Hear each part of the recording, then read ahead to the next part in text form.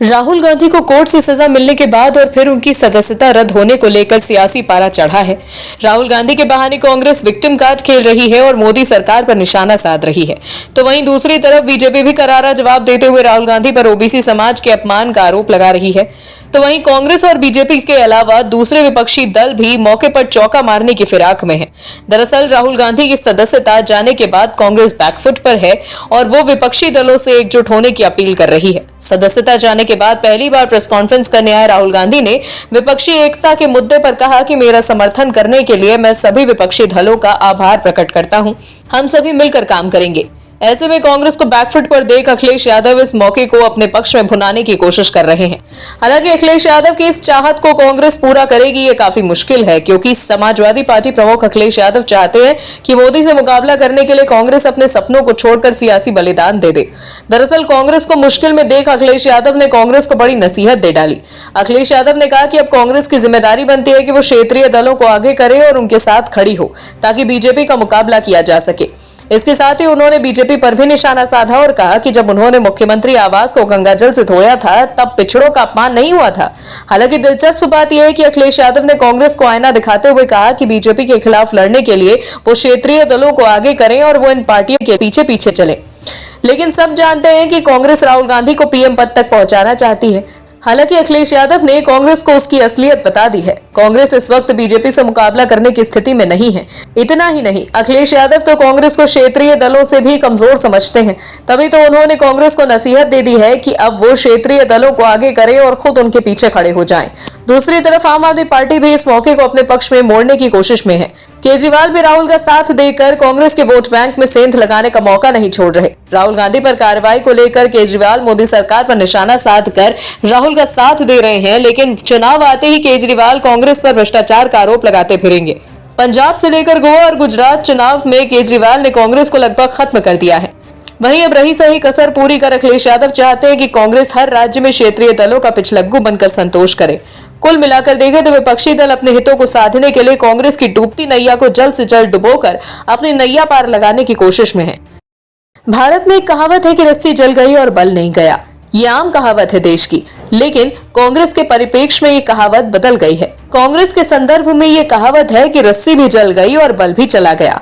जो कांग्रेस के नेता भारत जोड़ो यात्रा के दौरान ये कहते नहीं थकते थे कि विपक्ष के लिए कांग्रेस ने बहुत बलिदान किया है, अब और नहीं। ये बातें कांग्रेस की पहली पंक्ति से लेकर आखिरी पंक्ति तक के नेता कहते मिल जाते थे। लेकिन कांग्रेस के प्रथम परिवार गांधी परिवार के युवराज राहुल गांधी की भाषा बदल भी गई है। जैसे ही कांग्रेस के युवराज पर कोर्ट का चाबुक चला और उनकी सदस्यता रद्द हुई, वैसे ही पूरी कांग्रेस की अकल ठिकाने पर आ गई। विपक्ष को लेकर राहुल समेत कांग्रेस के तमाम दिग्गजों के सुर बदले हुए नजर आ रहे हैं। जब राहुल गांधी ने सदस्यता रद्द होने के बाद प्रेस वार्ता की, तब विपक्ष को लेकर उनके सुर बदले हुए नजर आए। कांग्रेस के पूर्व राष्ट्रीय अध्यक्ष राहुल गांधी की लोकसभा की सदस्यता खत्म होते ही पार्टी के तेवर भी बदल गए हैं। सत्तारूढ़ भारतीय जनता पार्टी पर लोकतंत्र की हत्या का आरोप लगाते हुए अब देश की सबसे पुरानी पार्टी ने व्यवस्थित विपक्षी एकता की बात कही। इसके साथ ही लोकसभा सचिवालय के फैसले के विरोध में पूरे देश में लोकतंत्र बचाओ आंदोलन निकलने की भी बात कही है। पार्टी अध्यक्ष मल्लिकार्जुन खड़गे, पूर्व कांग्रेस अध्यक्ष सोनिया गांधी और पूर्व केंद्रीय मंत्री पी चिदम्बरम सहित कांग्रेस के तमाम शीर्ष नेताओं ने एक बड़ी बैठक की और आगे को लेकर रणनीति बनाई। इससे पहले कांग्रेस के वरिष्ठ नेता जयराम रमेश ने कहा कि हमने राहुल गांधी की अयोग्य ठहराई गई फैसले को लेकर राजनीतिक रणनीति पर चर्चा की। अभिषेक मनु सिंघवी ने सभी वरिष्ठ नेताओं को कानूनी रणनीति के बारे में जानकारी दी। हमने आने वाले दिनों में देश भर में विरोध प्रदर्शन की योजना बनाई है। वहीं उन्होंने ये भी कहा कि हमारी पार्टी ने सभी विपक्षी नेताओं के द्वारा समर्थन में दिए गए बयान का स्वागत किया है। साथ ही उन्होंने एक व्यवस्थित विपक्षी एकता का आह्वान किया। इससे पहले कांग्रेस लगातार ये दावा करती रही है कि कांग्रेस के बिना विपक्षी एकता की कल्पना नहीं की जा सकती। नरेंद्र मोदी के खिलाफ चेहरे के तौर पर कांग्रेस सदैव राहुल गांधी को ही खड़ा करती आई है। वहीं अखिलेश यादव, अरविंद केजरीवाल और केसीआर जैसे नेता अपना अलग अलग मोर्चा बनाने में जुटे हैं। आपको बता दें, क्षेत्रीय दलों के नेताओं में ममता बनर्जी, अरविंद केजरीवाल, एम के स्टालिन, उद्धव ठाकरे, केसीआर और अखिलेश यादव ने राहुल गांधी का समर्थन किया और सत्तारूढ़ भाजपा सरकार को तानाशाह करार दिया। जयराम रमेश ने कहा कि कांग्रेस उन सभी विपक्षी नेताओं के बयान का स्वागत करती है जो उन्होंने राहुल गांधी के समर्थन में दिए हैं। हमें अब विपक्षी एकता के मुद्दे को व्यवस्थित तरीके से आगे बढ़ाना चाहिए। इस बात से एक बात तो साफ हो गई है कि देश की सबसे पुरानी पार्टी कांग्रेस को ये बात समझ में आ गई है कि बिना किसी दूसरी पार्टी के समर्थन के सत्ता में रहना अब दूर की कौड़ी हो गई है। कांग्रेस अध्यक्ष राहुल गांधी को मानहानि मामले में दोषी करार देते हुए सूरत कोर्ट ने 2 साल की सजा सुना दी है, जिसके एक दिन बाद कांग्रेस नेता की संसद सदस्यता रद्द हो गई। अब सदस्यता खत्म करने के प्रावधान के खिलाफ सुप्रीम कोर्ट में याचिका दाखिल की गई है। हालांकि राहुल गांधी इस मसले पर अपने कमेंट के पीछे फंस गए थे। कांग्रेस समेत कई विपक्षी पार्टियों को लगता है कि इसके पीछे बीजेपी है। तो अब सवाल यह है कि क्या सच में राहुल को दोषी ठहराने से लेकर सदस्यता रद्द होने तक बीजेपी की साजिश है? इसका जवाब है नहीं। राहुल की तरफ से जो वकील केस लड़ रहे थे, उन्हीं की वजह से वो फंसे हैं। कहा जा रहा है कि अगर राहुल गांधी का कोर्ट में पक्ष ले रहे वकील उन्हें समझाते और माफी मांगने के लिए कहते तो शायद आज उनकी सदस्यता होती। मानहानि के ज्यादातर मामले कोर्ट में माफी मांगने के साथ ही निपट जाते हैं। ऐसे में अगर शायद राहुल गांधी माफी मांग लेते तो ना वो दोषी ठहराए जाते और ना ही उनकी लोकसभा की सदस्यता जाती। जानकारी के मुताबिक राहुल गांधी अपने मोदी सरनेम के कमेंट को लेकर 3 बार सूरत कोर्ट में पेश हुए, लेकिन तीनों बार में उन्होंने एक बार भी ये नहीं कहा कि वो अपने बयान के लिए माफी मांगेंगे। इतना ही नहीं, कोर्ट के फैसले के बाद राहुल गांधी ने साफ कहा कि वो माफी नहीं मांगेंगे। सदस्यता जाने के बाद जब राहुल गांधी पहली बार प्रेस कॉन्फ्रेंस करने आए तो राहुल से एक पत्रकार ने मानहानि मामले में माफी मांगने को लेकर सवाल किया तो राहुल गांधी ने कहा कि मेरा सरनेम सावरकर नहीं है, मेरा नाम गांधी है। गांधी किसी से माफी नहीं मांगता। मतलब साफ है कि राहुल गांधी अपने बयान पर अड़े हुए हैं और वो माफी मांगने के मूड में है नहीं। ऐसे में अगर सदस्यता गई तो इससे मोदी सरकार का क्या ही लेना देना है, ये समझ से परे है। माफी न मांगने की बात कर राहुल ने सावरकर का भी जिक्र किया और सियासी रोटी सेकने की कोशिश की ताकि सावरकर का अपमान करने से उनके वोटर्स खुश हो जाएं। हालांकि ऐसा पहली बार नहीं होता कि राहुल गांधी कोर्ट में माफी मांगते। माफी न मांगने पर अड़े गांधी इससे पहले भी 3 बार माफी मांग चुके हैं। इससे पहले 2013 में राहुल गांधी ने अपनी सरकार के एक अध्यादेश की कॉपी फाड़ दी थी। उन्होंने अध्यादेश को पूरी तरह बकवास कहा था। बाद में उन्होंने अपनी इस गलती के लिए साल 2018 में गलती मान ली थी और माफी भी मांग ली थी, जिसकी वजह से राहुल गांधी माफी मांगकर इस केस से मुक्त हो गए थे। इसके बाद साल 2018 में राफेल मुद्दे पर फंसे राहुल गांधी ने 2020 में माफी मांग ली थी। इसके बाद 18 में चौकीदार चोर है मामले में फंसे राहुल गांधी ने अपने इस बयान को लेकर साल 2019 में माफी मांगी थी और इस वजह से वो इस केस से भी मुक्त हो गए थे। राहुल के अलावा कई नेताओं ने कोर्ट में माफी मांगकर खुद को मामले में फंसने से बचा लिया है। इसी वजह से ऐसा अनुमान लगाया जा रहा है कि अगर राहुल माफी मांग लेते हैं तो शायद उनकी सदस्यता नहीं जाती, लेकिन इस बार उन्होंने ऐसा नहीं किया। वहीं अब बीजेपी राहुल गांधी पर ओबीसी समाज का अपमान करने का आरोप लगा रही है। ऐसे में अब राहुल गांधी और कांग्रेस अपने ही बिछाए जाल में फंसते जा रहे हैं। देश की सबसे पुरानी और करीब 50 साल से ज्यादा देश पर राज करने वाली कांग्रेस पार्टी, जो आज धराशाही है क्योंकि कलयुग चल रहा है और इस युग में हर इंसान को अपने कर्मों की सजा भुगतनी ही पड़ती है, फिर चाहे वो कोई भी हो। तो कांग्रेस आज अपने कर्मों की सजा भुगत रही है। जो जनता के साथ किया उसका हिसाब दे रही है। कांग्रेस की आज ये स्थिति है कि वो अपने सफाई में कुछ कहने लायक भी नहीं बची है। तो अब कांग्रेस पर एकमात्र विकल्प है और वो जनता के साथ इमोशनल गेम खेल रही है, यानी कि इमोशनल सहानुभूति बटोरना। आपको बता दें, मानहानि केस में राहुल गांधी को गुजरात की सूरत कोर्ट से सजा मिलने और संसद की सदस्यता रद्द होने पर कांग्रेस ने मोर्चा खोल दिया है।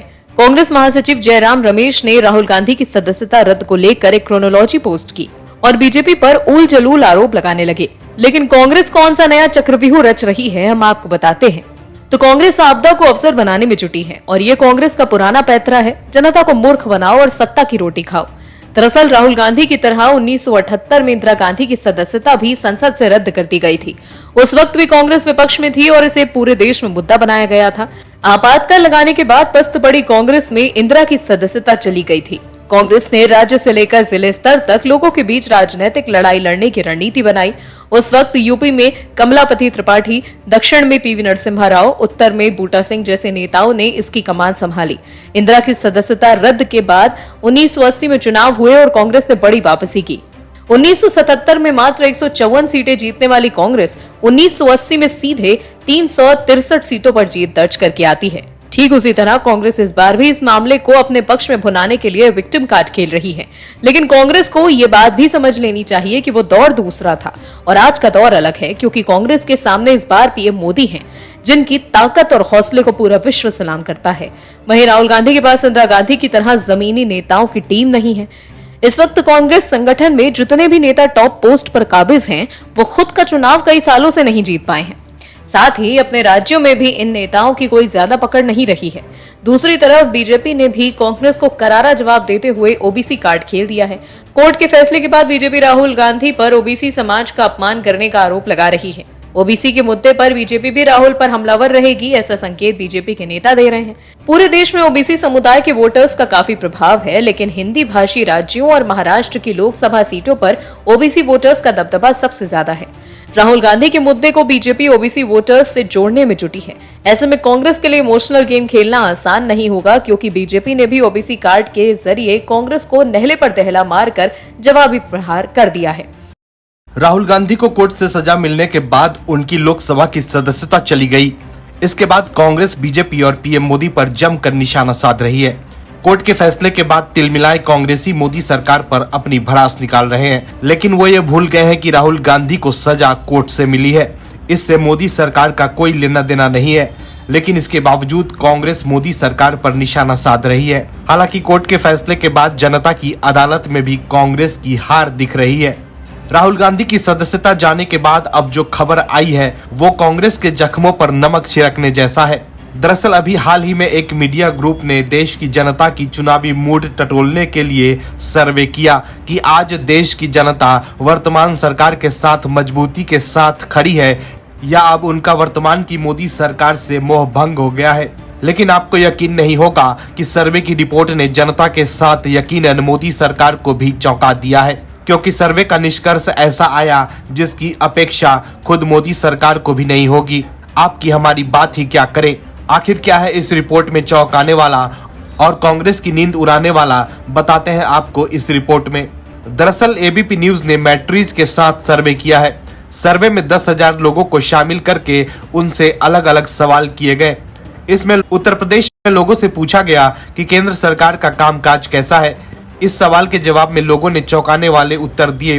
37% लोगों ने माना कि केंद्र सरकार का कामकाज बहुत बेहतर है, जबकि 41% लोगों का मानना है कि केंद्र सरकार का कामकाज संतोषजनक है।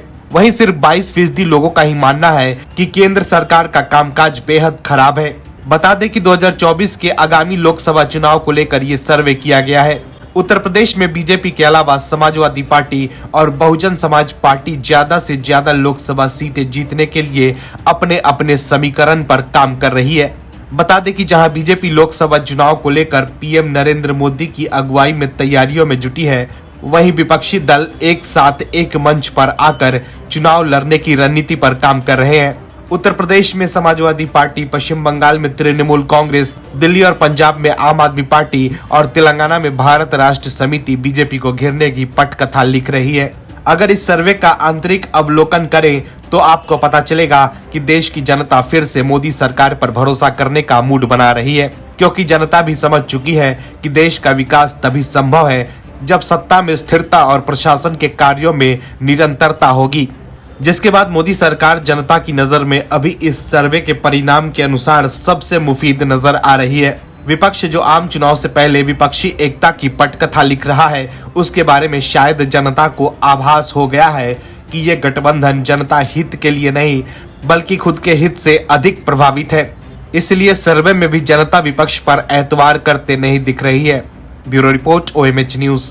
और भी वीडियोस देखने के लिए चैनल को सब्सक्राइब करें और बेल आइकन को दबाएं।